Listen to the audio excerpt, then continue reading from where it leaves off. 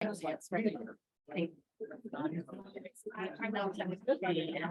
no way. I mean, there's no way.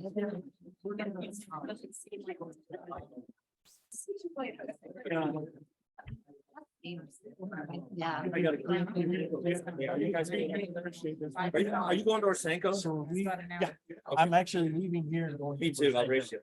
Okay. Yeah. I see you going now. Like 3. Oh, is that what it is? The pit is awesome. Yeah. The old pit. I miss the pit. Did you? I did. Oh. I didn't see it. I don't think I get that thing. But that's a good deal, though. I know Kerry went and met with Mount Sterling. Yeah. That must come out of it, but they're gonna, finances is gonna fix this one. It's just us trying to drive the finances. I'll tell you something, though. There is a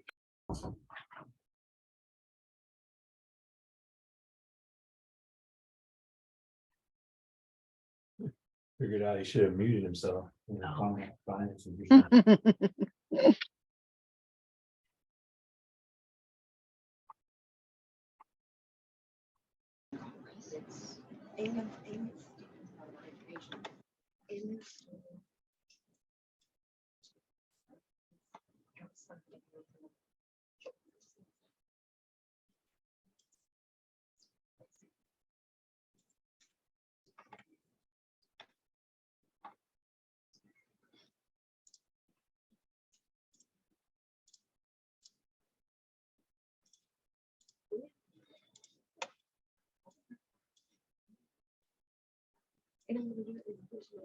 Yeah.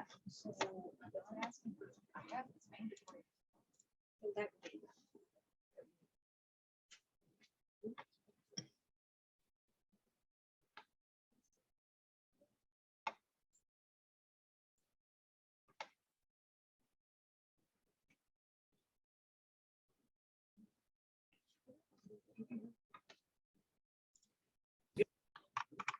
I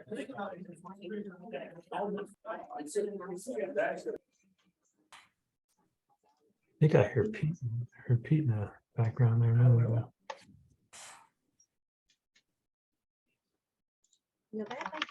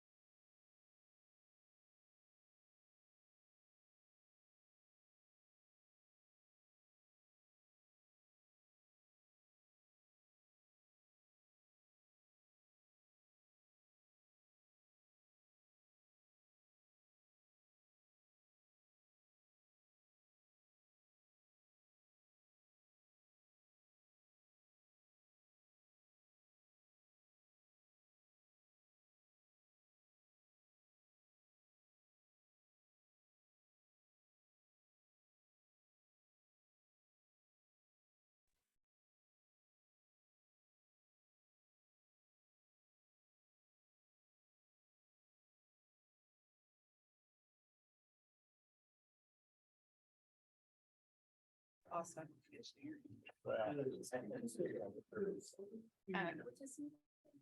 So the reason that I'm saying that.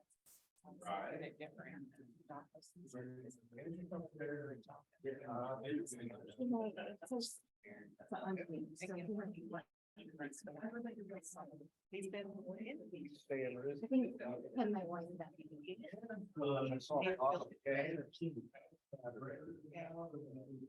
Yeah, I know that's funny. A lot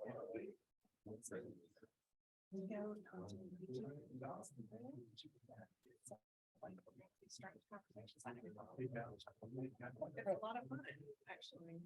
All right, let's call folks. Please grab your seats. I'm going to go ahead and unmute the virtual meeting, the Zoom meeting, so that we can go ahead and get started. Welcome, everyone. It's good to see everyone this morning. Good morning, everyone. Am I coming through okay?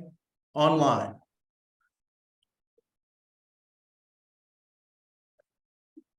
Yes, you're coming through great. Very good. Looks like everything's coming through. Well, good morning and welcome to the June Drinking Water, Clean Water Advisory Work Group meeting. This is our first go at a hybrid setting. So if there are any technical glitches or maybe a hiccup or two along the way, I think we've got most things worked out. But please stick with us if we have a couple hiccups along the way. We have several folks online, 44 participants, and a bunch of folks in the room. So there is a camera that we'll be able to turn when we get to the conversation stage of the meeting, so to speak. But first and foremost, I just want to thank everyone for taking time out of your busy schedules. I know how much everyone has going on these days. I think that these meetings are hugely important because it's not only important for the division to share what we have going on, but to also listen and get feedback from our stakeholders. So quickly today, our agenda consists of quick overview from myself, Carrie Johnson, the Division of Water Director. Then we're going to turn it over to Ethan to my right here, and he is going to give us the Drinking Water Compliance Report, Annual Report overview. And then we'll get into committee reports where hopefully the discussion, between not only participants online, but in the room can kind of take place, and we'll facilitate, those committee reports. So I'll call folks out and ask to give a committee report. If you don't have one, that's perfectly okay. We can certainly pass things along, and then we'll kind of close up with the next meeting. And if this setting works, and hopefully it does, I think our folks did a great job of getting this set up, but we'll likely have a hybrid option for these meetings moving forward so that we can have the folks that are able to make it into Frankfurt. And we can also have folks online that aren't able to travel. So with that, again, just want to acknowledge the 46 participants that we have in the room. But I also, since it's been almost 3 years, going on 3 years since we've had one of these in person, there's been a lot of changes in the drinking water and the wastewater, clean water world. So I'd like to just go around the room really quickly, especially as we have a couple of esteemed guests step in. So folks can introduce themselves. The speakers should pick everyone up, okay? Looks like we're getting a little bit of a reverb, so maybe I need to mute probably. Let me try that to see if that helps and see if Or I that can, can get picked up. yeah. Can folks online still hear me okay? Okay, great. Good deal. So I'll talk towards the out. But again, just a quick introduction, it doesn't need to be, your dissertation or anything, just who you are, who you're with. And again, want to thank everyone for being here, especially those folks in the room. For those folks that are virtual, that'll get a little bit wonky if we try to introduce everyone online, but we have a record, and we are recording the meeting that we'll post on our website. So folks will have not only the conversation, but if you want to refer back to any of the meeting, we'll have that available. So without any further ado, we'll just quickly go through. John, if you can help me kind of facilitate, going through. Again, Carrie Johnson, I'm the director of the Division of Water. Been director since May of 21, and it's been a wild and awesome time. So want to thank everyone for being here today. I'm Ethan Given. I'm the compliance section supervisor for the drinking water branch. Been here for about 18 months. Hey, I'm John Webb. I'm the assistant director of the Division of Water. Welcome. Alicia Jacobs, Drinking Water Bridge Manager. Amy Stouffer, Northern Kentucky Water District. And at DuPont Ewing, Kentucky Municipal Utilities Association. Josiah Fry, the nutrient reduction and success coordinator at the Division of Water. Paulette Akers, I'm in the Gulf Hypoxia program for the Division of Water. Mike Gardner, Bowling Green Municipal Utility. Doug Kembler, Gold Green Municipal Utilities. Rory Becker, Water Acres Croker Branch Manager, Division of Water. Chloe Brantley, Kentucky Rural Water Source Water Specialist. Gail Boone, Source Water Protection Program Coordinator, Division of Water. Joanna Ashford, Watershed Management Branch Manager, Division of Water. Derek Willis, Carrollton Utilities. William Davis, Carrollton Utilities. Brian Bingham, local MSD. Ariana Lageman, Kentucky Rural Water Association Compliance Specialist. Melanie Arnold, I'm a environmental scientist in Director's Office of Division of Water. Nick Wright, Kevin, Division of Water Quality Grant Manager. Sarah Gaddis, environmental consultant in the Division of Water. Pete Goodman, Director of Water Quality and Research at Rules of Water. So that concludes everyone in the room. So for those folks that are online, hopefully that came through okay. Again, I'll throw out a quick welcome, as the introductions, I think clearly came through. There's some new faces that we have in the Division of Water, but that's a reason that we have not only these meetings, but we wanted to have the things in the rooms for folks to meet, people like Nick, who's our newest branch manager, and Melanie's recently joined the director's office, and Sarah has been around for a while, but doing director's office work, and of course Paulette, who had a long stint in the Division of Conservation, and I'm going to say she came home. So we love having Paulette back working in the Gulf hypoxia program. So I'm going to attempt to share my screen and give a quick PowerPoint presentation. So might take that.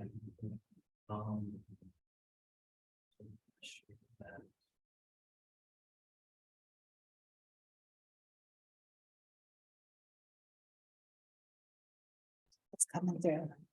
It is coming through. Is it coming through as a presentation? Yep. Okay. All right, great. Not too bad. All right. Well, again, thanks everyone for being here. I promise that, the spiel at the beginning of the meeting will hopefully go quickly and smoothly so that we can get onto the conversation, which again is really the reason that we have these work group meetings is, for us to talk, of course, but really for us to listen and to get feedback so that we can do a better job. We hit on a lot of the changes that's happened over, the past couple of years, especially over the past 3 years since we've had an in-person meeting. Don't worry about a lot of the information on the slides. I'm just going to use them to kind of keep me on the proverbial rails. Because if we don't, you never know what rabbit hole we might fall into. But we'll provide the slides to everyone so that you have not only names, but contact information. But this is more or less our structure. The intention of the work group is to be able to provide, stakeholders input, but also for us to listen to those stakeholders. We'll spend a little bit of time on the division's 2023 priorities. I don't think that these are any surprises to anyone. I think we shared our 2022 priorities, so maybe a bit. It's fine. Is something wrong? Is something weird?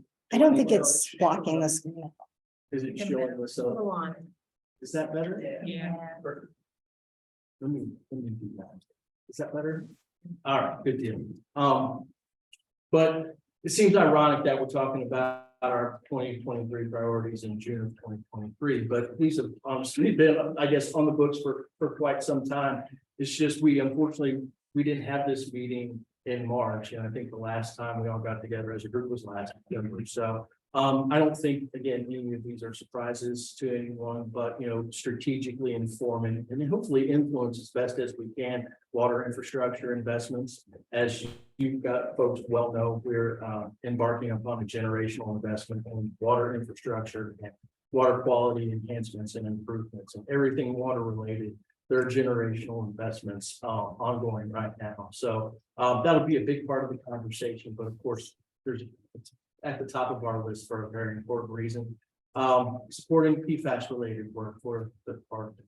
I think the Department for Environmental Protection through Tony Hatton's leadership has been very much a leader in our PFAS related work. We've done a drinking water study, we did a source water study, fish tissue study, and we're doing more of those studies. In fact, every opportunity that we can find, whether it's grants related, department related, to either enhance our science or our data sets to be able to inform those decisions. That's really what Tony's and departments and ultimately the division's goal is.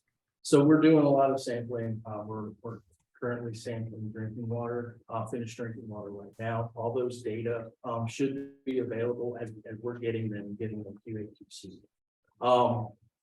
As Paulette mentioned, we have Josiah and Paulette strategically at the same table because, it's important that we mention our nutrient related work and our Gulf hypoxia task force related work.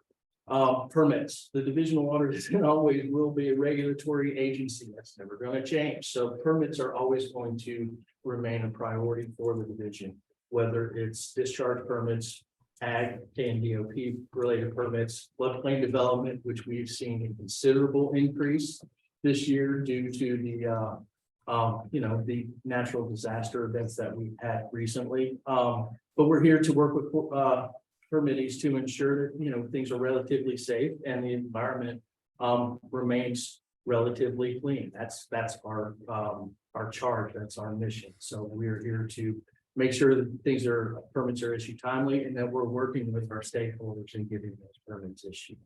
I'd be remiss if I didn't talk about natural disasters. We average about 2 federally declared disasters a year in Kentucky.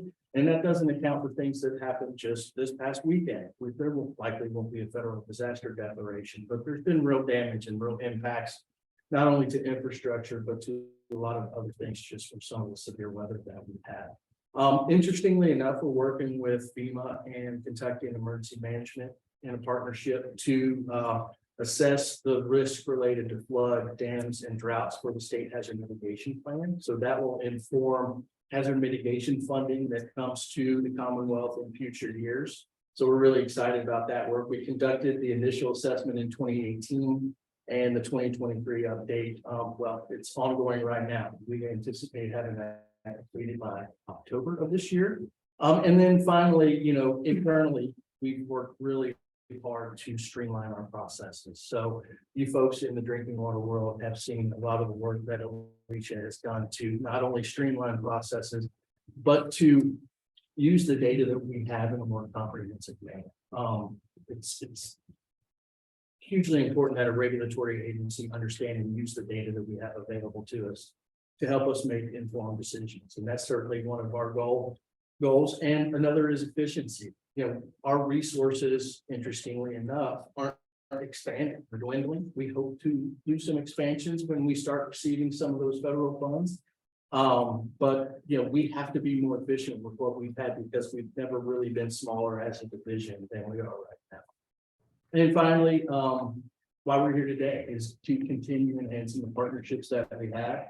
And I consider that, every agency, every permittee, we have a relationship with, and without relationship, it's really hard to accomplish goals. So to strategically enhance and continue enhancing those partnerships is hugely important. And I think that, that'll be shown by our participation in a lot of the events that a lot of you folks will ultimately be in this year. You'll see us at, the Water Professionals Conference in a big way. We're participating in a lot of other things as far as training and outreach are concerned that maybe historically we haven't had the opportunity to do. But that's another one of the benefits of having available federal funding. So we're taking advantage of that to get the word out. I've said it once, say it a dozen times. We do some really great things as an agency. Historically, we haven't always been really great about communicating that. So we're really making it a priority to not only communicate, but I would almost say market some of the things that we're doing, because Josiah can tell you better than anyone in the room, marketing works. Ag water quality plans, the response that we received in marketing ag water quality plans, it's discernible. We can show you what they are. So continue doing that. There's no way in the world I'm going to read all the bills that impacted the division through last session, but let's just suffice it to say last session was an interesting one for us. It was a busy one for us, and it wasn't a budget session. So we're ramping up for next year's budget session. But the main bills that impacted the division are House Bill 160, which is a follow-up to House Bill 386 from the mixing zones for bioaccumulators. Through some legislation and some, I think, strategic partnerships and maybe even negotiations, we were able to work with affected parties and appropriate legislators to help, I would say, clean up this bill from 2021 session. Regulatory relief, there's a sandbox program that has been established by the legislature. We're still trying to figure out exactly what that means. we tend to think that as a cabinet, we are basically a one-stop shop when it comes to environmental related permitting, especially if you look at DEP and also the Department for Natural Resources. That's one of the things that, we're certainly looking at streamlining, not only sandbox as a legislative requirement, but just internally making everything more efficient. And ensuring that basically the two sides of the cabinet, and that's DEP, Department for Environmental Protection, and DNR talk more than we have in the past, and that is definitely helpful. Biosolids bill impacts waste management more so than the Division of Water, even though biosolids programs in other states are managed by divisions of water, our counterpart, so to speak.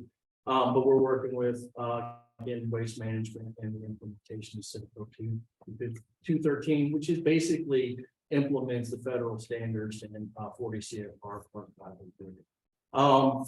One of the most interesting bills that was passed by the legislature after Governor veto that we worked on this year, the Senate Bill 226 related to environmental permitting. It creates some standards in our KPDS program that we don't think that we can implement through our current MOA with EPA. So we're still looking into the implications of implementing Senate Bill 226. A bill that we were very vested in, and one that Sarah actually, I think, helped write, was Senate Bill 263, which was a regionalization of public water and wastewater services. So build on to a bill from last session, I believe, but basically a bill to encourage consolidation, merger, and regionalization of water and wastewater utilities. And one of the big takeaways from that is asset management planning when it comes to some funding that is received through KIA. So more to come on that one as well, of course, as implementation continues. And then finally is a long sought bill by the division, Senate Bill 277. It's related to significant and high hazard dams. It gives the cabinet, the division, the authority to promulgate regs that require emergency action plans for significant and high hazard dams. So if you're a dam owner in the room, we'll be talking to you folks over the next 2-3 years.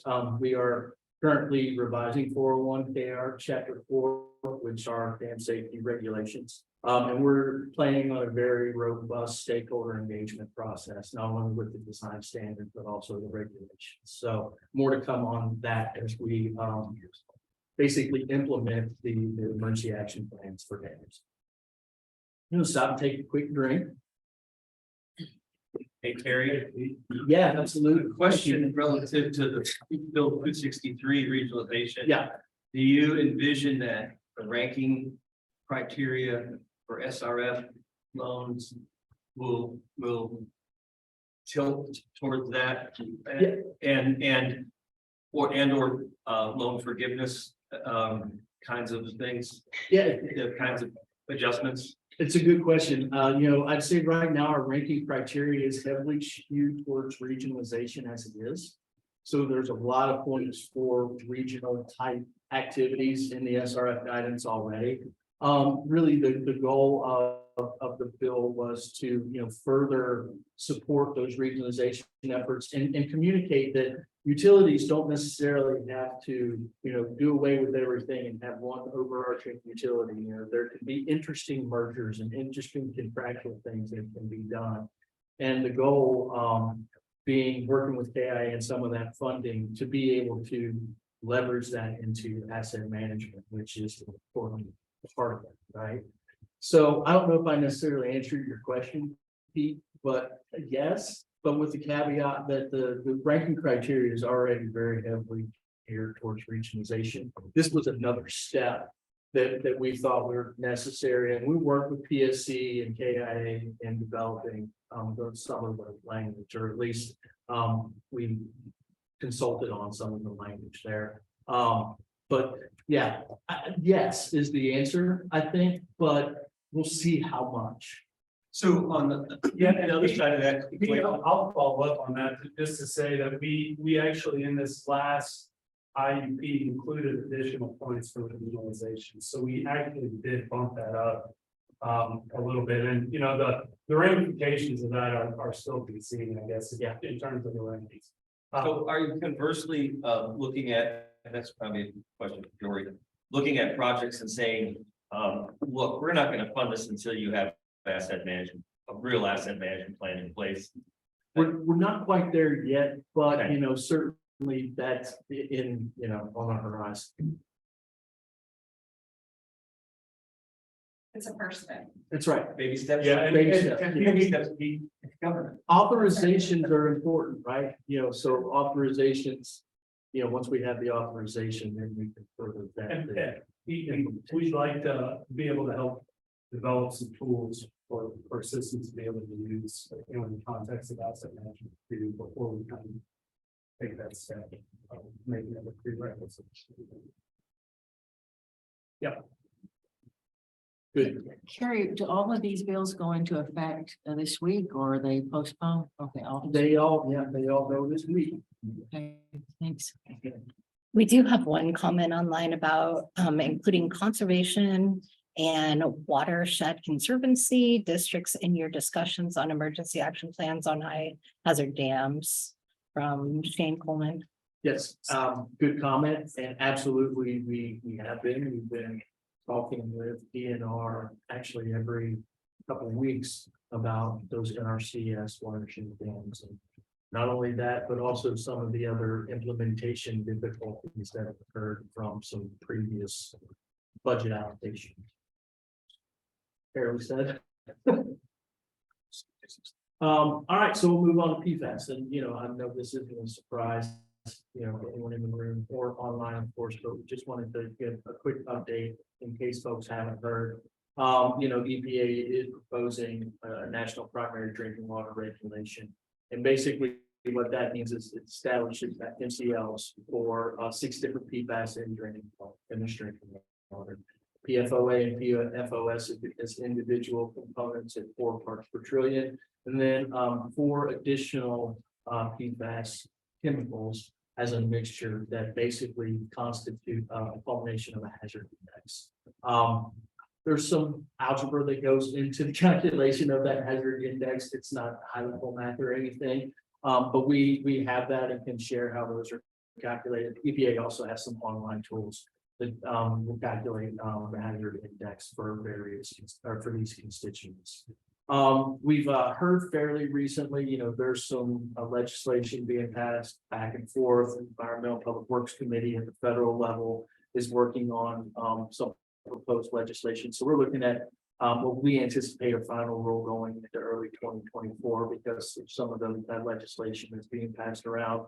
And more or less, at least at the federal level, what we're hearing is that legislation in a large sense, just it defines what are going to be the PFAS chemicals. So I would say it's not necessarily a narrowing because there's still 6,500 or so of whom that are going to be potentially regulated. But that's more, if anyone wants any information from the Environmental Public Works Committee and some of the discussions they've had, we'd be happy to share that.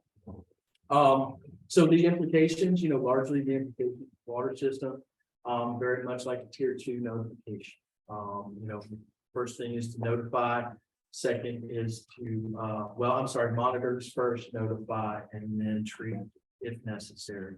And that's going to be one of the things where there's going to be a lot of questions over the next 2 years as we anticipate, you know, except or taking on privacy. But you know, that's why we need to continue having these conversations with each and every one in the room and online every quarter, because this is moving extremely fast. You know, I mean, it's not certainly not going to go anywhere. Just like these chemicals, they're forever chemicals for a reason. They're really good at what they do. I will also share that the cabinet has enjoined in some legal actions against some of the PFAS constituent makers and some of the AFFF constituent. So if anyone wants any information on that, I would recommend probably an open records request would be the best thing, but we have and can share that we have enjoined in some of that litigation. Yeah. Real concerns from the utility as about using a hazard index, which is a Superfund tool for evaluating risk and the interest at a Superfund site, That's a fairly standard approach, but it is a filter to see, are we interested? If you look at that, how it's calculated, you're basically dividing the concentration by the MCLG, calculated the same exact way. Right. That does not take into consideration feasibility or cost. There's a lot of pushback there. Yep. As opposed to an MCL, which is required to take in the feasibility and cost. On the CERCLA thing, or on the EPW thing, there is a bill 1430 in the Senate that's out there to provide utilities, and that includes all the water and wastewater utilities are looking for that CERCLA liability exemption relative to PFAS. We're also, as an industry, trying to get into with the EPW staff to ensure that see if there's a way we can work that liability exemption into their legislative package. Yeah. And on this one right here, sorry, I think 3M is offering 2.2 to 10.2 to 10.6 billion in a settlement offer for the end of last week. And then DuPont's got 2.2 or something in the pot. I don't know. There's a lot to unpack with that in terms of affordability for them and what is it an existential problem or are they anywhere near that? And how that calculus gets divided up.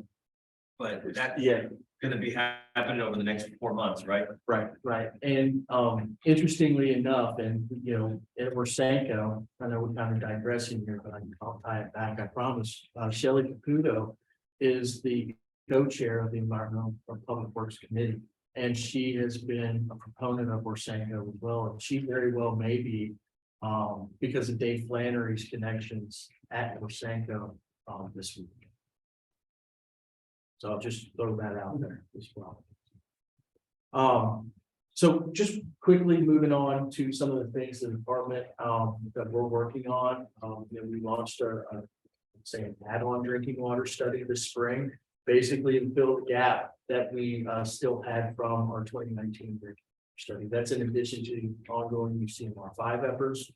And as I mentioned, as we are basically doing the sampling, doing the analysis with our DEP lab, we're sharing the data back with the utilities. Melody's coordinating a lot of that work for us, so I can't thank her enough for all the help and really the strategic thinking that it's taken to get this done and implemented so quickly. The department has developed a six month and 1 year draft plan on how we intend to work with PFAS. That's still drafted at this point. So when that's ready, if folks want to see what that plan looks like in turn for the DEP, we'd be happy to share, but I don't believe it's available just yet. I'll add that as it relates to our KPDS requirements, we're assessing the impacts of monitoring the requirements of PFAS in the KPDS world. We currently do not have any specific requirements, but again, for those emitter or those dischargers that have a reasonable potential, we're looking at potential for certainly monitoring with potential renewals in the future, but no decisions have been made just yet on that. We work closely with Jason Hurt, who's unfortunately not at the meeting, but he's our surface water permits branch manager in the KPDS program. So that being said, we are looking at the memo that EPA issued, of course, and POTWs. Yeah. Is the plan going to include anything on the state's ability to issue extensions when capital improvements are required for compliance?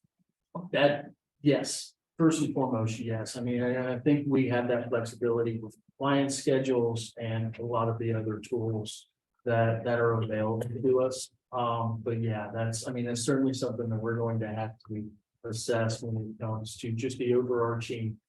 How do we implement to be able to treat? That's what it takes, right? So yeah, we've got to be able to get there. And again, we're having these stakeholder meetings so that we can share this information early and often so that we can begin this discussions now, because we don't want to be reactive to EPA's decrease, but because certainly like to anticipate things as best as possible.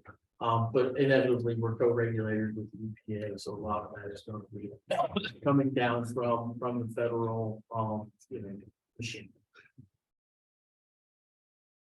All right, I did it to you, I promise. All right. Water infrastructure. So I think we'd be remiss if we didn't at least talk briefly about water infrastructure and the generational investments. One of the biggest things that I've got to say about water infrastructure, and Jordan, I think you can certainly attest to this, we being the state agencies and the federal agencies are still ranking up to be able to review, comment on, plan for, and ultimately permit this water related infrastructure. EPA Region 4 is currently undergoing reorganization, so guidance and guidance and funding has been slow. I'm certainly not trying to point a finger at our friends at EPA because ultimately we're slow in some things as well. Be the first one to tell you that, but everything is moving slow when it comes to the implementation of bipartisan infrastructure law and everything water infrastructure. There's a lot of opportunities out there. Just wanted to hit on a few that have come open relatively recently, and particularly if you're in one of those disaster related areas. I think everyone's familiar with SRF. We have emerging contaminants grants that we're working with small and disadvantaged communities or disadvantaged communities and some grants. It really depends on which grant we're working with. There's for those folks from rural water and RCAP. There's a great project going on in Harlan County on closing the wastewater gap. This is for the Tri-Cities of Cumberland and Lynch. And hopefully will affect some type of a better wastewater solution for what we've known has been a generational problem in the Tri-Cities. USDA rural development, those disaster grants, the notice funding opportunity for the USDA RD grants just came out the 22nd. That's the 22nd of June. So it's a very fresh thing. So we are talking very regularly with Dr. Carew at USDA and RD, Kimberly McKay, about the implementation of that. There's about $247 million available with the USDA and RD disaster grants. Another fairly recent announcement was through the Economic Development Administration. They also received a disaster supplemental. It's an 80-20 federal, state or local match. But it 160 million are going to the Atlanta office, and it's for all presidentially declared events in 21 and 22. So that's a lot of communities across the Commonwealth of Kentucky. Another thing that I'll keep in mind is USDA and the Economic Development Administration. Those are competitive, so the sooner the better. We also understand we're very aware of the ongoing SRF ranking that's going on. So if you want to talk to us about, SRF projects that may fit some of these other funding avenues, certainly open and willing to do that. But there's a lot going on in the rebuilding aspects. We anticipate $300 million coming through HUD CDBG disaster recovery. Don't know exactly when that's going to happen, but it will likely be managed by partners at the Department for Local Government. And CDBG funds are really great to work with because for the most part, say this generally speaking, they lose their federal identity when they get to the state. So they can potentially be used as a match for other federal funds. There's also going to be FEMA funds coming in. So building resilient infrastructure in communities. I think I've talked about it every meeting that we've had. It's been a bit of a tough nut to crack for the communities that haven't been on the coast over the past several years. But with everything that we've got going on in Kentucky, I think we're primed. And then, I guess finally, I just wanted to talk quickly about earmarks. Earmarks are viable as well. And we work with earmarks, of course, we permit earmarks, but I will say that oftentimes earmarks pull from those programs that we rely on for implementation. So for example, because of earmarks, some of our SRF funding next year will be significantly reduced for program implementation. I'm not saying one way or the other, but just a heads up to those folks, that, earmarks aren't necessarily a bad thing. In fact, sometimes they're very warranted and needed. But there are sometimes additional, domino effects when it does. Okay, waters of the US. So, we thought everything was pretty much done. Thought everything was pretty much done. I say that a bit ironically, in March of 2023. So we thought the Kentucky AG took some action against EPA. EPA responded. After that occurred, though, the Sackett versus EPA Supreme Court ruling came down. And basically the impacts there are, for lack of a better term, is it limits jurisdictional waters across the US. In Kentucky, it'll likely impact the jurisdictional status of wetlands, several wetlands. We're still looking at, the potential ephemeral stream impacts and those other things that may be impacted as well. But as far as implementation, we are implementing the 2020 Clean Water Act 401 certification one. So that is basically the Trump era action that was taken, that took place. Interestingly enough, because of the recent Supreme Court ruling, we haven't received any guidance on Section 404 and 401 from EPA and or U.S. Army Corps of Engineers.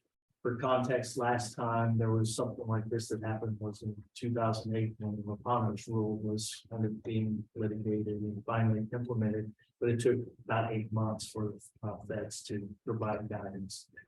The impacts there is if you basically have a preliminary jurisdictional determination that says all the waters here are lotus and we agree and we're gonna mitigate accordingly, then those applications are being processed. But if a project proponent is relying on jurisdictional determination under the Sackett ruling, all those determinations have basically kind of come to a screeching halt until the guidance from or ultimately Corps EPA headquarters gets disseminated to the Corps divisions and districts. It hasn't brought us completely to a halt in the 401 and 404 program, but it has slowed down some of those things that are new. So basically, what we're doing now is we're preparing to permit the construction for next year, right? So that's going to be the implications are going to be likely construction or implementation projects for this time next year. So everything's being implemented now, was permitted probably last year. So the impacts will likely be felt from this delay over the next year to 18 months or so. So promise I'm almost done, so I can turn it over to my good friend Ethan here. But I did want to go through just a few other interesting tidbits that we're working on and engaged in. So very happy to say that the 303D list, which are inherited in Red Waters, came off public notice this past April, and we submitted the integrated report to EPA on June 9th. So kudos to the water quality team. One of the coolest things that has ever come out of this work is the integrated report ArcGIS hub site. So I invite everyone to look at our water health portal and the hub site that we put together that really takes a comprehensive glance at not only all the data, but how we use the data, how we make decisions on the data, and ultimately, how these data get implemented. And interestingly enough, it's a cycle. So just a really great tool. So kudos to everyone that's been involved in that project. I would say, we're pretty much on time. This 23 and it was the 2022 IR. That's pretty good. So we're happy to say that things are moving there.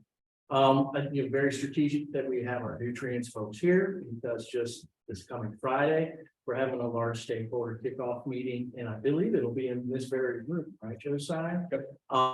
And we'll have the virtual option, so it'll look a lot like the meeting that we're having right now, but includes Senko and a bunch of other partners to really kick off the nutrient talk, so to speak.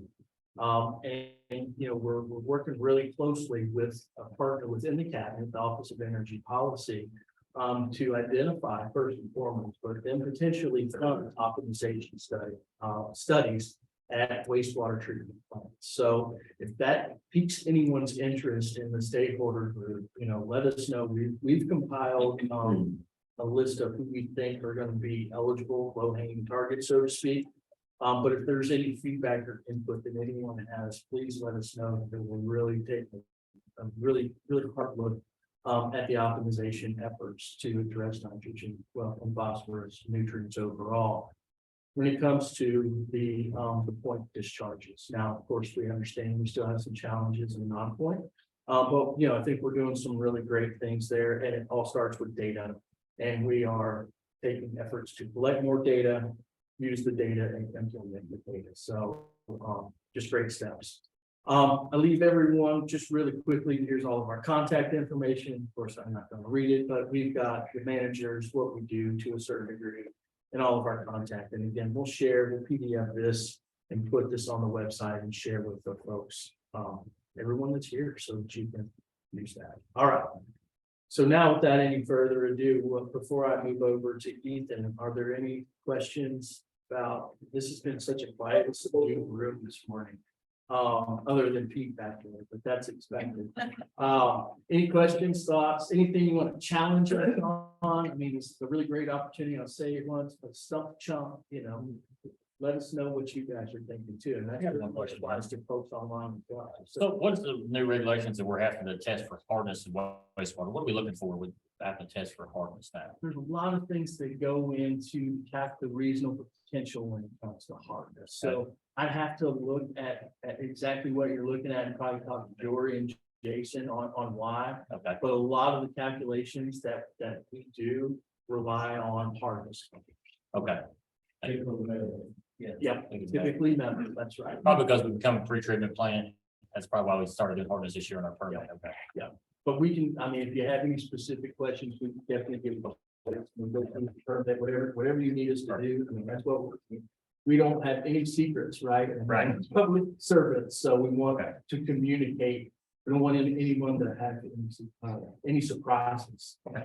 Sounds good. Thank you. Sure. Any updates on including cybersecurity in the sanitary surveys? I'm going to defer to my good friend Alicia on that. The long and short of it is yes, and maybe no, but Alicia. We don't have any updates yet. We're meeting with, we've started meeting with CISA, so to kind of explore our options. There was a meeting this last week with the EPA and ASWA to talk about what other states are doing. And so we're listening to what they're doing. We have another meeting with CISA and a meeting with the EPA on Thursday, I believe, and we're gonna discuss our options. There's anything from including it in the sanitary survey to having an outside, process. So we're kind of looking through our options there. We did send out the CISA resource on Drinking Water Wednesday, and we encourage water systems to go ahead and get an assessment done externally, because regardless, we're going to have to report it back through sanitary surveys. So whether or not we're doing it, it's probably going to be like the checkbox, like, do you have this available?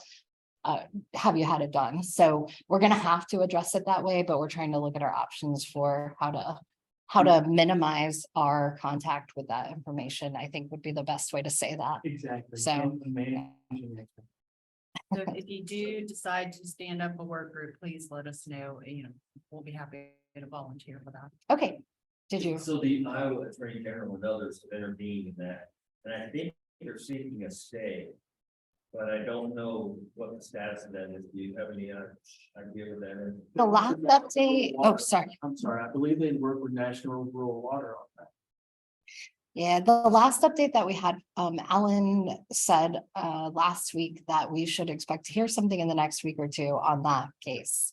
So I don't know about the rural water participation, but I think it was Iowa and Michigan maybe, but we should expect to hear something. The messaging that we got was to keep moving forward with figuring it out. So yeah, so I'm not sure what that means, but we'll find out more, hopefully in the near future. We'll charge forward until we get ready. Gary, a couple of federal issues, back to PFAS for a second. The circular exemption, obviously a huge issue there, the federal issue, but is that something on your radar scope? Is it something that you have that is looking at and weighing in? Absolutely, yeah, that's what we're working on and looking at the department level, because our circular gurus are in waste management, and that's why Melanie, speaks with their gurus in waste management, like Bailey. But do you have any additional context there, Melanie? I think the long and the short of it is, yes, we're looking at it, we're looking at everything. It varies levels of context, right? Yeah, I was very concerned about. Yes.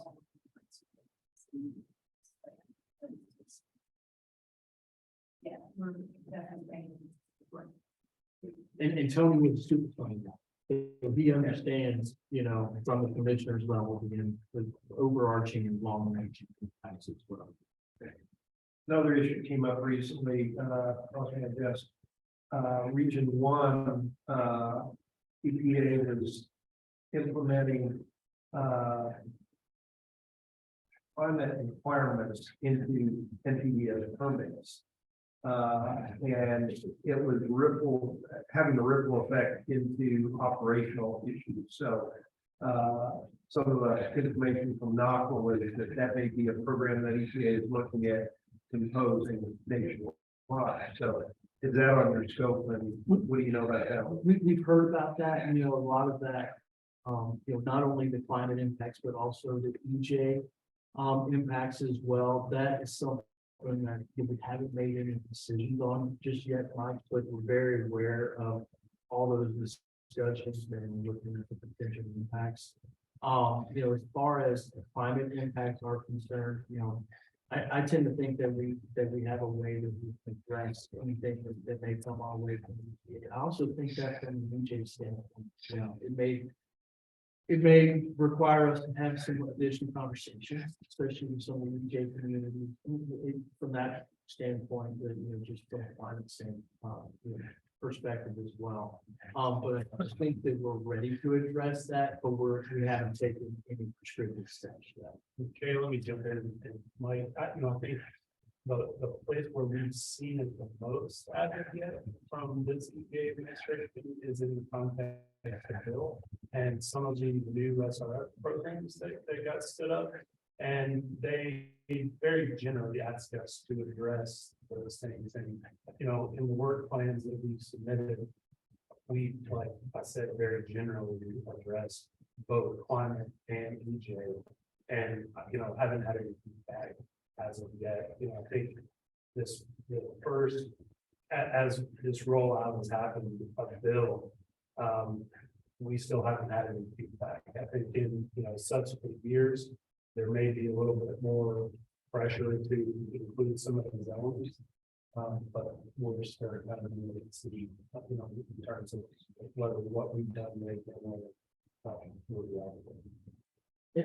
and I think, because of how broad our mission is, we're not only quality, but we're also quality, right? And when it comes to climate related impacts, that's largely what gets brought into the conversation with the quantity. It's the extremes, it's the extreme rainfall events and the extreme dry events and the spaces in between, right? So that's why I always like to go back to a lot of the work that we're doing, let's say in FEMA programs, because we're looking at doing not only at real data that we have, but we're assessing those data and applying it in the risk assessment. So if we want to talk, and these are generally speaking because we're statewide, of course, but I think generally speaking, we have really strong data that we can point back to in decisions that can be made on those risk assessments, because we've done that and we continue to build. and I think we'd be remiss if we didn't mention green infrastructure as a key to help assist on the climate side, in terms of flooding in my family on the flip side, on the drive, some of these green infrastructure things, both sides of that quantity and as well as quality. So Good deal. Do we have anything, was there anything that came through on the chat? I see a lot of things, but I don't know if there's anything that we need to address. I'll tell you what, we'll come back to it, Ethan, why don't you go to the left? Thank you. I can grab this. Oh, yeah, absolutely. Use us for a quick tech change here.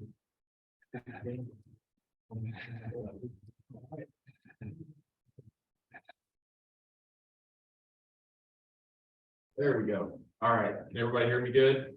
Online? Yep. All right. Good morning. Again, my name is Ethan Given. I'll reintroduce myself in case anybody missed it there at the beginning. I'm the compliance section supervisor for the drinking water branch here at Division of Water. This morning, I'm going to talk to you just briefly. I've got a brief presentation to go over our 2022 annual public water system compliance report. I'm just going to hit some just kind of the high notes, the main takeaways from this report, and talk about what those mean. So we'll get started here by just kind of introducing what the annual compliance report is. So the Safe Drinking Water Act requires that each state submit a report of violations to the EPA administrator. This report has to be prepared annually, has to be made readily available to the public, and then we have to publish and distribute summaries of that annual report, and then submit that annual report to EPA. So we completed this report this year. It was actually submitted to EPA earlier this month. And it's a pretty big process to pull all of that violation data, and the EPA has outlined in their guidance the breakdown of how we're supposed to report that information. It gets pretty detailed. We won't get into a lot of those details this morning. Again, we'll just be looking at the main takeaways, but I'll be sharing links for how to access those reports online. You can look at how all that information for those violations is broken down. It's broken down by contaminant and rule, how many violations for each contaminant, how many public water systems were in violation, how many violations were closed out and resolved.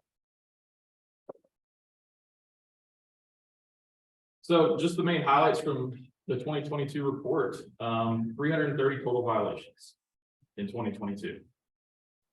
So what that means really is that's only looking at a portion of the total violations. So the report does not include minor monitoring reporting violations and does not include state violations.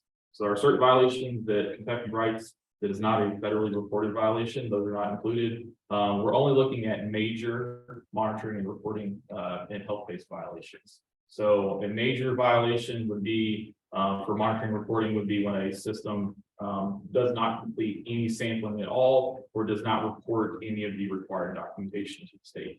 A minor violation would be maybe where they sampled part of their samples, or let's say RTCR, total call forms, maybe they were supposed to pull 10, they collected 8 that month. So that would be a minor violation. So those are excluded. Also, this year or for 2022, that was the end of a 3-year monitoring period. So a lot of monitoring requirements for SOCs, VOCs, those types of contaminants, that monitoring period ended. So the number of violations for 2022 is a little bit inflated compared to previous years because that monitoring period did not end those years. And the way that these violations are recorded, if a system forgets to sample for SOCs, for example, that goes into the CIDWIS database as 32 violations, a violation for each contaminant on that list. So, one system forgets to sample one time, that's 32 violations. So it doesn't take long for those to really to add up. So again, that's 330 total for 2022. And then going down and looking at just health-based violations, 37 of those for 2022. So health-based violations include maximum contaminant level, MCL exceedances, or treatment technique deficiencies. So maximum contaminant level, MCL, the system exceeded whatever that set MCL standard was. And did not meet for, treatment technique, did not meet the treatment requirements. Typically, those are turbidity or disinfection. And again, these are the violations that we really focus on because they do have health risk associated with them. Out of those 37 health-based violations, 32 were for disinfection byproduct MCL exceedances or DVPs. And that's historically been the case for Kentucky. Those, if you look back at previous compliance reports, DVPs have always been the majority of those health-based violations. But as you can see on this chart, over the last 5 years, we've seen great progress in reducing health-based violations. Going back to 2018 with 122, and then seeing that steady decrease all the way up to 37 for 2022.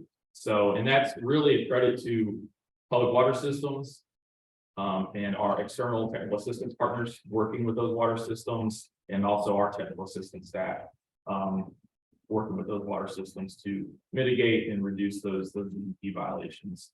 And that's something that we continue to work on even now. We would like to see this number to continue to go down.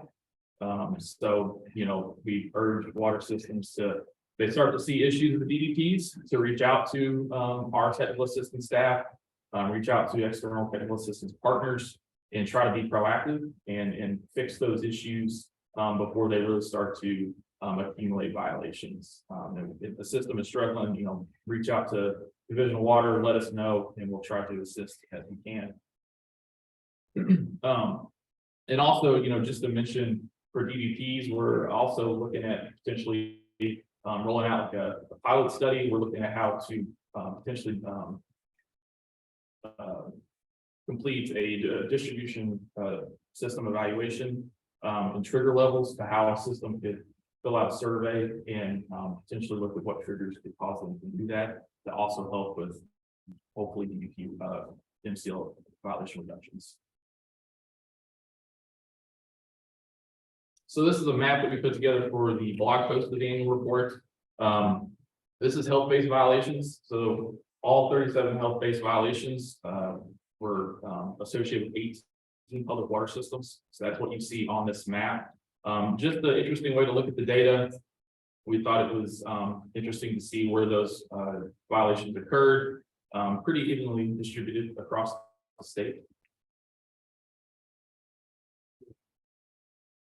And then this map here, this is just a heat density map for all violations. So this would be all 330 violations for 2022. Again, just looking at where those violations are concentrated across the state. Some noticeable hotspots. Again, those areas just happen to have more of those violations. I don't know if there's any assumptions that can be made from that, other than it's just a very interesting way to kind of see where those violations are occurring. So you can access the 2022 annual compliance report. The actual report documents are on the Energy and Environment Cabinet website. The link on the slide, and I believe these slides are going to be posted online for access. But if you go to the EEC website and then navigate to water and drinking water, there's a link right there that anybody can go look at the actual report. And then the blog post announcement, which contained the figures that were in this presentation this morning, are on the DEP blog. If you scroll down, it's posted on June 7th. So again, there's a link there to that page. If you have any questions about the annual compliance report or any of those the violation data or the maps or anything like that, feel free to reach out to me or our water compliance email. So that's all I've got for this morning. Anybody have any questions? Yeah. More of a comment, but I want to extend my appreciation to you all for being willing to work with some DVPs, especially when we've had some unusual, shall we say, weather events, 3 to 5 inch rains that hit in one day, the week you have to send. Right. And you're willing to allow a little resampling or sliding on that. It's much appreciated. For sure. Yeah, we definitely understand that things happen and sometimes you got to adjust and we try to be flexible. For sure. So, That's my representative samples are important, right? Right.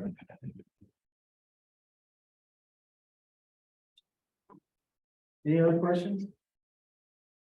Thanks, Ethan. Appreciate that. Glad you're up here with as well. So I guess that'll take us back to the agenda. Looks like Ken's switching, so.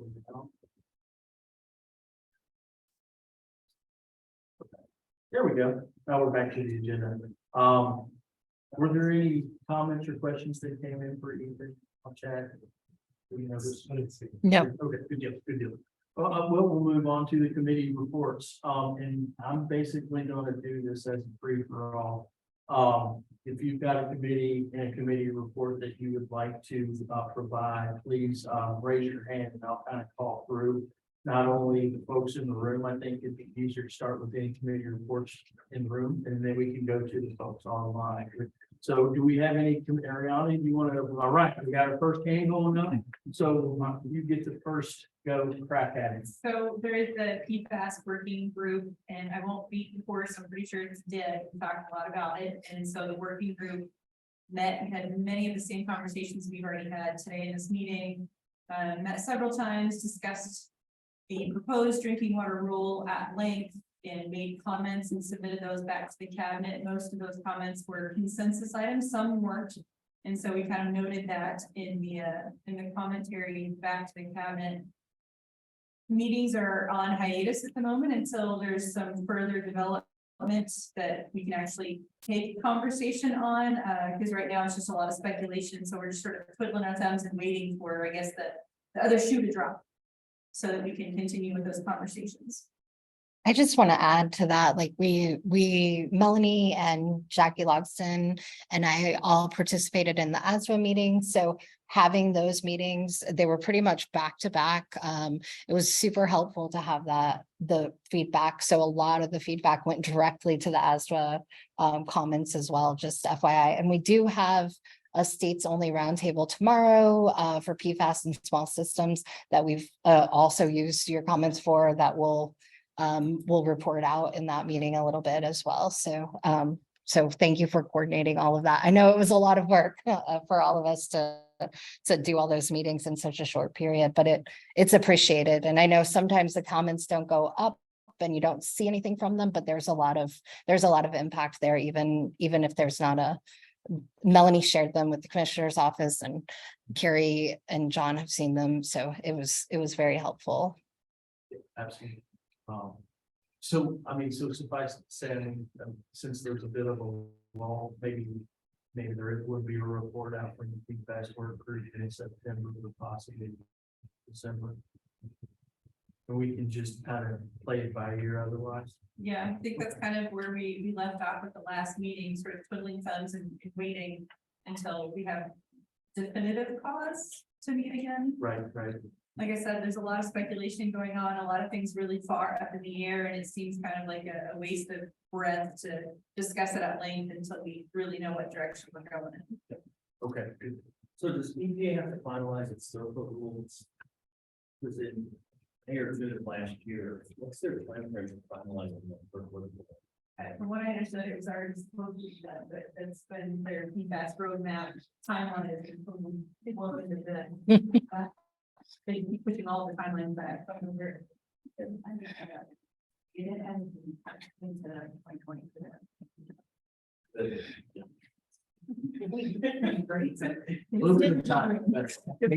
Well, we did have some discussion, and some of it will rely on the extra sampling that you're doing at the water systems as to where is Kentucky possibly going to land with needing to comply with the rules. So maybe once some of those results are in, I think we were very interested in trying to scope how big is the potential cost going to be. And I know AWWA, I shared the cost model that was prepared by Black and Veatch.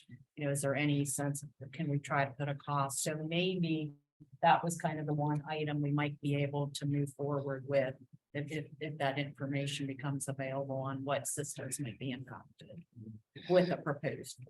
Is that June? Is the current study going on with finished drinking water? Is that still on plan to be completed?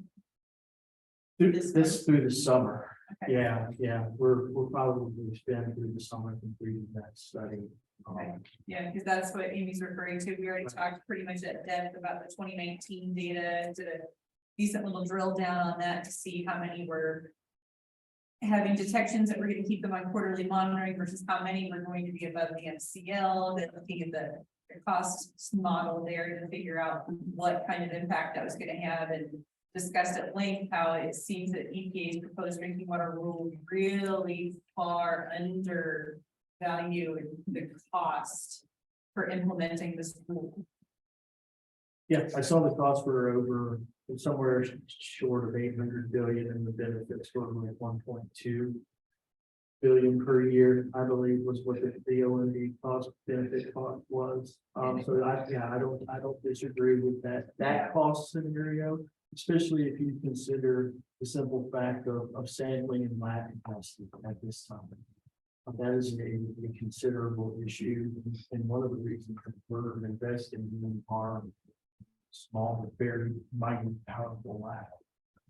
Because they're doing most if not all of the analysis for the PFAS work that we're doing, and it's like very significant analysis. But there's a real concern that EPA getting ahead of national lab capacity.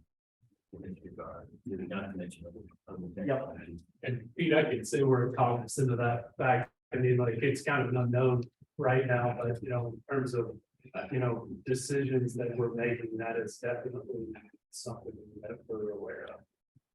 Yeah. One of the things that we talked in the cost and benefit, I think it's really worth taking a look at where the benefits really are. If you're going to be surprised where the benefits are mostly not the best. It's mostly this thing. So, which they were coming. But on this notion, you had a comment in there, I thought, about the notion of the PQL moving the PQL to 2, and I was like, you have to be careful about that because the MCL can follow that. Because of how the rule is written, that they have MCL should be as close to the HAL or MCLG as possible. Then they have to redo their whole cost. So I'm thinking that won't happen just because I think they don't want to have to redo this cost model at this point. No, honestly, part of the comment was made about does EPA just allow the lowering of the PQL, because if you look at the majority of the labs that are doing work now, EPA is requiring this proposed rule PQL 4 parts per trillion. Most of the labs are already hitting 2 as it is. And then of course there's the slippery slope issue of EPA asking for labs to report qualified data so that we can make scheduling determinations for compliance with this rule, because that's what happens when you set the PQL and the MRL right at the MCL, right? And you can't make a determination who monitors quarterly versus who's allowed on reduced Recording in progress. SOC framework.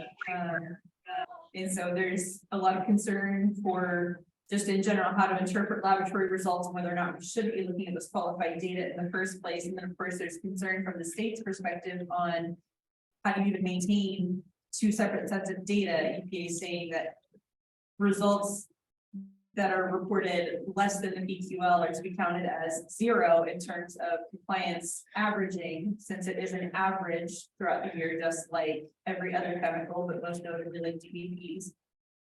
But if it's reported as less than the PQL, we still want to know if there's qualified flag data in there, because we're going to use those numbers to determine whether or not there's going to be continued monitoring at a quarterly schedule. And so you've got 2 sets of data that you're going to have to look at and maintain, and that's just more of an administrative burden. And for water systems, that's a pretty difficult one for them to keep track of.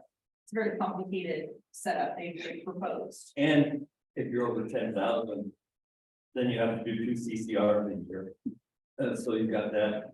I can't imagine as a large surface water that's going to have PFAS in surface water that we wouldn't do quarterly, but I'm guessing that that's a substantial rate for smaller systems. Is that a concern there? So with the CCRs for being twice per year now for systems serving more than 10,000 persons population, from what I understood in that proposal, only time you're gonna have to publish a different CCR for the second time in December is if you had violations or if there were lead detections. Action, Yeah, well, lead excuse. meaning 90 feet over a threshold. Okay. And so from what I understood, those were gonna be the qualifications for whether or not you have to do a different second CCR. If not, it's just republishing your first CCR from the beginning of the year. I guess that makes sense. What is the count now? 50 and 50, I can't remember. What the are, 50 and 50 every 6 months, or is it 100 and 100? Well, this is a population, Yeah. but I don't remember. I don't have that chart memorized, bookmarked on my computer. So yes, starting in 2025, it was the increase, whatever the math. I think that's 100 every 6. Right, so. The secondary CPR shouldn't affect. If you have detections of PFAS, as long as you're under the MCL, we would be receiving a violation, so having detections, even in qualified detections, shouldn't spur you into giving a second CPR. A different one, again. Yeah, I was actually asking you another question. No, that's good answer. Okay. So, well, I kind of. Hey, let's move over to this question. So we have another person asking a question. Not really a question, and more of a statement, but going back to the point of having two sets of data in here. Not disparaging our ratepayers, but it's hard to explain that any running average. Now you're gonna have us explain that, well, it's a 0, but it really wasn't a 0, it was really a 2 or 1. That is just fraught for disaster. I don't know that conversation will ever actually have to happen, because that number that you're talking about, the secondary set of data is just going to be. The 0 is what you talk about to the public, right? So that's your compliance value. Yep. That secondary set of data that we're gonna have to maintain is just to maintain what schedule you're on for monitoring. And that's not really typically something you talk about with your public. Subject You to do the open monitoring. records request, so. Hmm. Yeah, subject to open records. Definitely. And It- once it it's would be. subject, we got just enough people who show extreme interest in data. Yeah. That they're gonna ask that question. I'm just not looking forward to that conversation at all. I think maybe direct them to Melanie's office. Don't need the evidence for that. So, we'll get you a good time. I'm shoving EPA. And, no, and that's another thing, the data management challenges that we're realizing, that are, don't go unrealized with you guys. 100%, especially for small systems. We have some larger systems represented here, and look at the challenges you guys have, right? Look at smaller systems. I mean, they're probably going to be relying on us to really help them out through a lot of this. So, it's a good opportunity for us to learn from you guys because, kind of figure some of this stuff out already. Yeah, I was gonna say that, this feedback is super valuable for us. I mean, like, one of the items that we have, is education outreach, this risk communication piece, trying to explain some of these, nuanced things that we all in the room, how to handle on, but, thinking about the public perspective on it, we definitely have that as an item, and we're putting some resources towards the education outreach elements. So we're taking those. And risk communication is extremely difficult because everyone perceives risk when you different.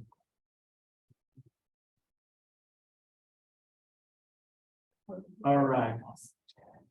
I'm gonna keep things moving. Josiah, I saw you throw your hands up when the call for me reports came out. So nutrients, how about it? Yes, the nutrient subcommittee met on June 7th. We had a pretty good and lively discussion about a number of different things. We're primarily focused on optimization and the optimization toolkit with working on. Now that we've got Paulette working with us, that is moving pretty quickly on. So we discussed the optimization feedback questionnaire. We've got a questionnaire for our pilot facilities that did optimization on a voluntary basis to get their feedback on that, what they need, what was helpful, that sort of thing. We had a discussion about energy audit providers, who's available to do that, and what facilities they can service, that sort of thing. and then options for a type of equipment loaner program. Where we would potentially provide a set of equipment to facilities to try out with their processes, whether it's ORP, DO, that sort of thing. So there's some discussion about that. And then we kind of left it at a kind of a discussion about the nutrient reduction strategy kickoff on the 30th, and the subsequent work group engagement, which will include drinking water and a clean water work group within that, and some of those discussions and pulling both of those sets of folks together as well, with some other stakeholders. So anything, there's a couple of us here. Anybody else have anything else to add to that? So one quick question for you. So even though the kickoff is this Friday, you intend on having several meetings with several various groups of stakeholders over the next several. Right. So it's just the first of, it's just like the larger group in that kickoff meeting, and then we'll break it down into kind of specific partners and stakeholders to work through some additional things that we've kind of identified, and that different groups are more interested in over the ensuing months.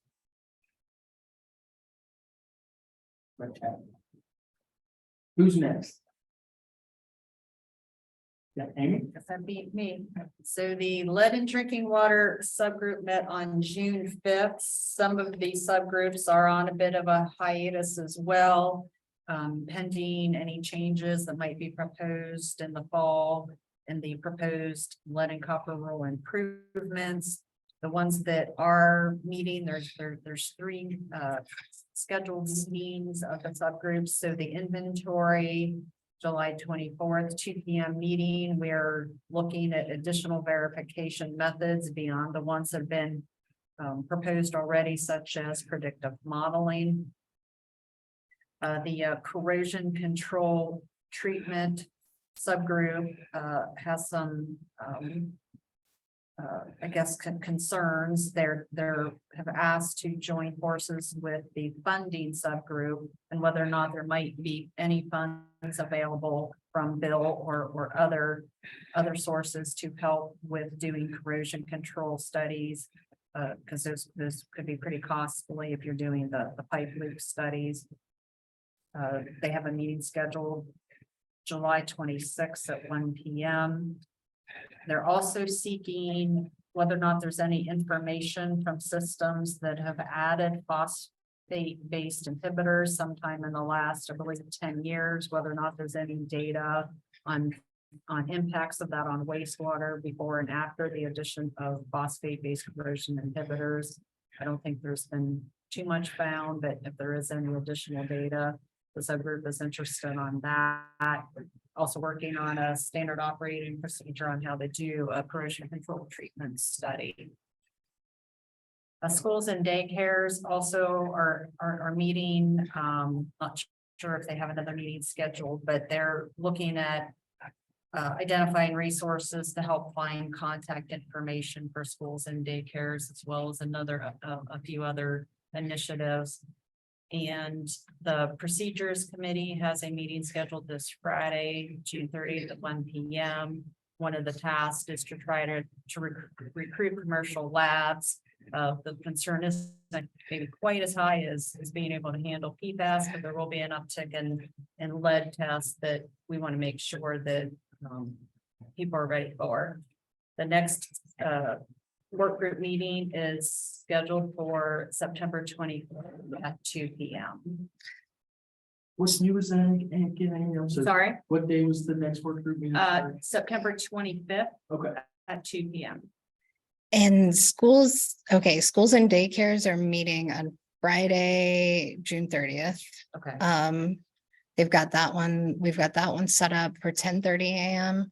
And then the other one just one more was the communications subcommittee. There's a meeting with that subgroup on July 12th. And that one is we're working on we've actually moved quite a bit internally. I'm working on doing some videos, especially identifying lead service lines, like to the point, I think we're storyboarding. That's a term I don't ever use or haven't used before, but we're storyboarding a video. And I don't know if we have a date for recording it. Dale is actually helping us with That would that. be awesome. So, It should be, we're looking at it for to start trying to get it. yeah, so we worked on that internally and then we're moving, we're gonna talk about it in the group on July 12th a little bit more. So, and then some more communication materials and things like that. So, So, we just did a video of a copper line in one of our employees' house. Cool. And if you're interested in it, I can ask Kelly. yeah, definitely share it if you would like to. That would be awesome. Thank you. All right. Sorry, just to amend. I missed some of the meetings. Sure. Yeah. There's too many. They shot video. I haven't seen it yet, but they shot. Yeah, that would be good enough. It'd be great if somebody would email me. Thanks, Dale. Is there a general sense that most systems have started their? No. We have been doing ad meeting, so, and Ethan can speak to this probably pretty thoroughly. Ethan's gone to a number of meetings. Anybody who requests a meeting, we have gone one-on-one at Water Systems.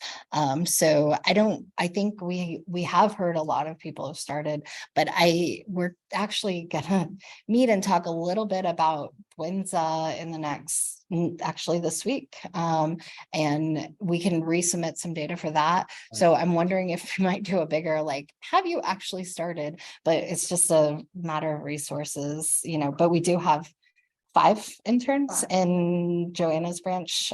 So we might work on a project to just do some outreach and say, hey, like directly. I mean, we've outreached, I think, a lot, but yeah, like getting an idea of who's actually doing it. It's hard to tell.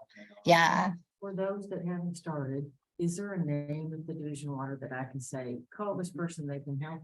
They can call Ethan, or Gabe Tanner has been a contact that we've been using.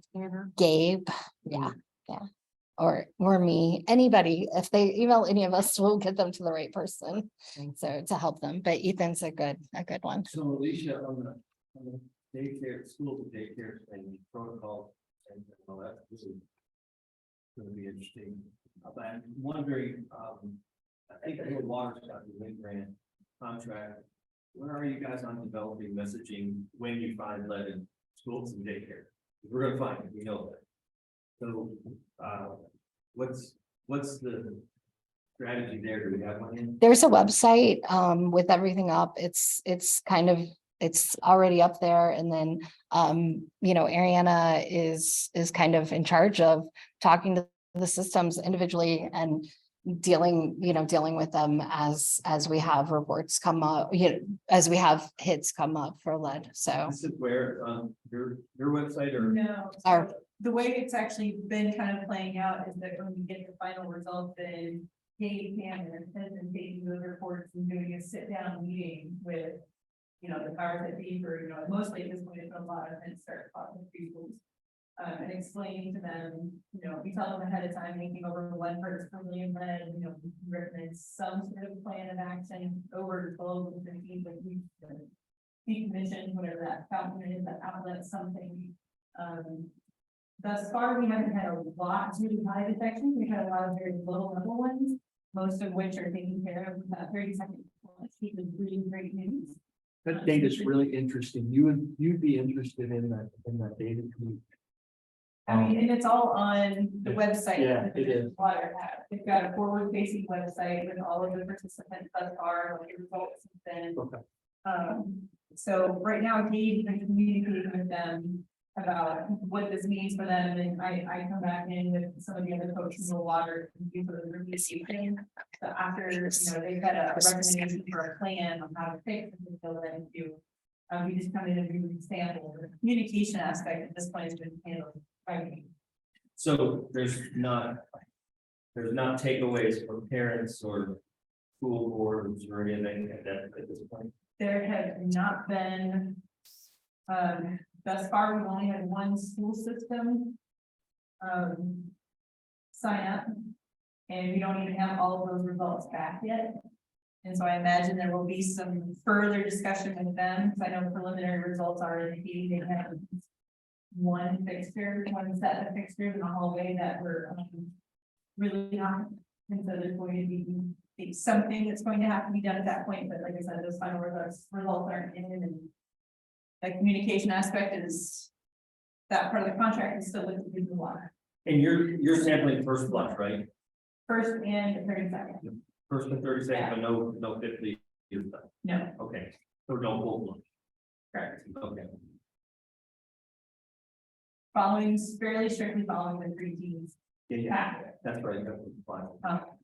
And more and more of those data are coming online as we do the additional sampling. And I can send you the website. It's in the chat. I just put it in the chat. Yeah. I don't know if he'll be able to access that later. But that probably won't. be- Yeah. You have. Okay, I'll send it to Yeah, you. we'll- Yes. We'll email that website. Yes, We'll- I we'll will. Take that as an action. Okay. All right, moving on. Next. No other hands. I can do the drinking water, well, it's the Compliance and Regulations Committee briefly. We haven't met or anything. I just wanted to bring up, I know a couple of people asked me about the boil water advisory and the consumer advisory guidance is kind of what we've updated it to. So I'm gonna work with Kim to get a meeting set up to move that forward. But we just haven't gotten there quite yet. So just as an update for where we are, we're not there internally yet to meet and talk about it, but we're working towards getting that ready to talk about some more. So no major changes coming in a short period of time for your boil water advisories. But we hope to keep that moving. So if there's any questions. Good deal. All right, I'm gonna move on to Russell Neal. He's got his hand up. So Russell, go ahead. Hi, this is Russ. There's nothing new to report from the Infrastructure Sustainability Committee. I'm not sure. I'm gonna try to unmute my speakers here. And you might need to mute yours. I'm muted. Did you everyone hear me? There we go. Somewhat, yeah, go ahead. Talk loud, Russ. Hello? Yep. Talk loud. Okay. Sorry about that. Technical difficulties. There's nothing new to report from the Infrastructure Committee. All right. Easy peasy. Yeah, that was easy, thanks. Any other hand? I see people peeking around, looking at me. Any other hands going up in the air in the room? Sarah? I'll give a report like Russell. I don't have anything to update on the wastewater small systems committee. We've been on hiatus while I've been doing flood recovery stuff. That's starting to slow down a bit, so I'm ready to reboot. I got a Netflix warning from our GIS group, but have you ever watched Netflix so long you got a warning that said, "Are you still watching?" And you click yes. So our GIS group, we started on a story map project for the small systems wastewater, which is going to be a great project when we get it done. But they sent me a little message the other day, like, "Are you still working?" So that was my Netflix warning. Yes, I'm still watching. We're going to set up a meeting soon, and we're going to get to work on that. We had some good things going before, the state flooded.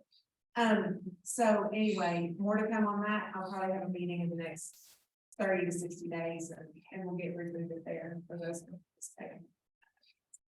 Good deal. Thanks, Sarah. Dale? Source water protection subcommittee, we did meet briefly in April, to discuss the new CCR regulation and collect some comments on that. We then encouraged the participants to submit directly to EPA, and that was some good discussion, I think, that hopefully got translated on the training. And other than that, we've not met recently, but are planning to within the next few months. Good deal. Anyone else? All right, anyone else online with a committee report? and this, we'll do the best we can. I think one of the takeaways that we get from this virtual meeting is to make sure we have a speaker for a better speaker for those folks virtually, but I think this has gone off fairly well. Anything from anyone online? Don't see any. Guys. No hands or comments, so. Okay, good deal. So, we don't need to belabor things, so we'll move on to, the final announcements. Really mainly what that boils down to our next meeting. See that the next meeting we have scheduled in, I think considering that this has been a fairly successful outcome, we will continue, and I see the note coming through from Maggie. Yeah, there's one of the things that I want to announce before we move on to the next meeting is I think we can acknowledge that there's been just a little bit of maybe hiccup here and there about the announcements and the calendar invitations and everything of some of these meetings. So moving forward, what we can assure you folks is that we can send out calendar invitations and emails. One of the challenges that we have is not everyone's email system is created equally, right? So we kind of try to set the floor instead of the ceiling. But I think the better solution is to get the word out in many different ways instead of maybe just one. So moving forward for the next meeting on September 28th, we'll do calendar invites, we'll do emails, we'll send agendas out. We're going to try everything until, everybody gets all the information that we're trying to send you folks. But please keep giving us feedback. If for some reason, you expect something and maybe you didn't get it, or you got something and you don't know exactly what it means, let us know, because again, I think we've had a recent reschedule and everything, so apologize about that. But Carrie, in addition to the calendar invites and the emails, we also commit to keeping our web page updated as well. So there's another place to just check on a regular basis and we'll have any updates, information on the web page as well. Good point. Yep. So calendar, email, and website. And again, we'll put the recordings and the presentations on the website after. That being said, next meeting, September 28th at 1 p.m. I know especially for those folks that travel and come some distance, an afternoon meeting, they work a little bit better. So we'll try that out. Right now we have the subsequent meeting December 13th at 10 a.m., but that's 6 months away and we can certainly talk about the flexibility of that date in September. So unless there are any final announcements, statements, or we'll hold the horses, we can go ahead and adjourn. But before we do that, I'll take a quick pause just to make sure there aren't any final comments. Yeah. On the 12th announced that they're having a pilot program for small or disadvantaged water resources and communities. So $10 million for free. Usually they do cost shares. So I don't know if you want me to send that to you or if you guys are interested in Google it. It's like a new program. $10 million, it's a lot of money for some communities that are smaller and disadvantaged. So there might be some citizens that are interested in that pilot program. Sure. I think it's it's national, so you'll have competition, but for Kentucky, so. Right. Well, and honestly, we're speaking fairly regularly with the planning folks at the Louisville district in relation to trying to get some work done, mapping done for the 2021 and 22 floods. So that may tie in, well, we map the flood, so to speak, doing some planning on top of the mapping that the course done. So The applications are due towards the end of August, so it's a quick turnaround time, but if for a $10 million pilot project, so that could be significant and we fall into it. yeah, sure. If you want to share it with us, we'd be happy to send it back out.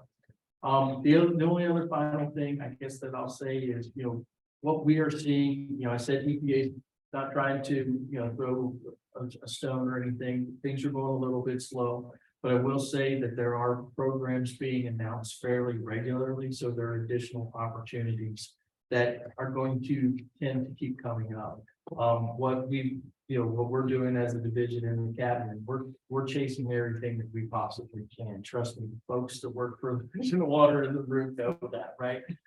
So if you hear of anything or need our assistance, Especially as these things pop up or anything, please let us know because chances are we're engaged at some level. And if you have any questions or need us to help chase anything, that's what we're here for. But again, I anticipate additional, programs, pilot projects, everything, along the way to continue to crop up over the next probably couple of years, at least the next year. So be prepared for that and be prepared for us to be chasing everything, and we always need good co-pilots. So, yeah. One other thing I did come up in here is that the DC Circuit remanded, probably NRDC that sued EPA over the perchlorate determination. Several years ago, EPA, I don't remember the exact timeline, so I'm a huge general. 2019. Determined to regulate perchlorate as under the National Primary Drinking Water Rules. And then they subsequently said, which puts them in a requirement to start doing things in due determination. I think you got 2 years. I forgot to look. I think it's 2 years to promulgate the draft rule and 18 months to finalize it. Well beyond that, they made the determination under the previous administration not to regulate perchlorate as at the time of under the primary drinking water rule.